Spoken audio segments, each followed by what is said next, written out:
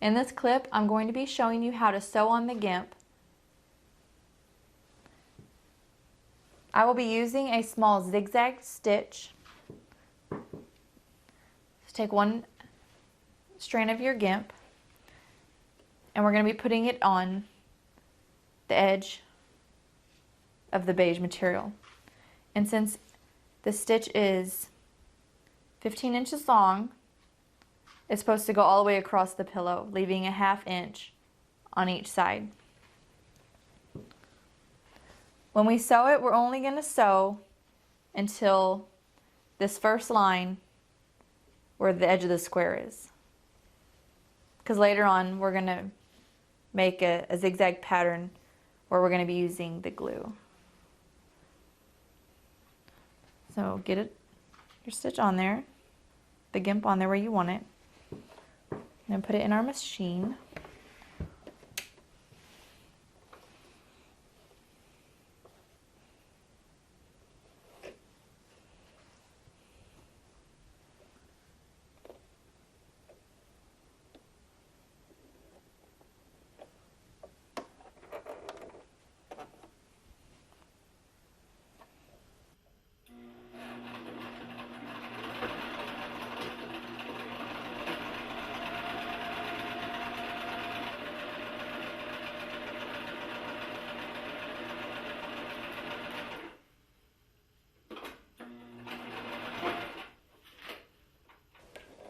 We're going to do this with both sides of the Gimp, but only go to that square edge.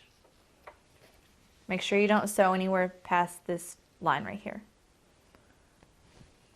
Now that we've sewn these 3 strips on and we've stopped at the line right before the square, we're going to sew the next 3 on going vertical. And when we sew these on, we're going to do the same thing as we did for the first 3, except this time we're going to stop at the edge of the bottom of the square.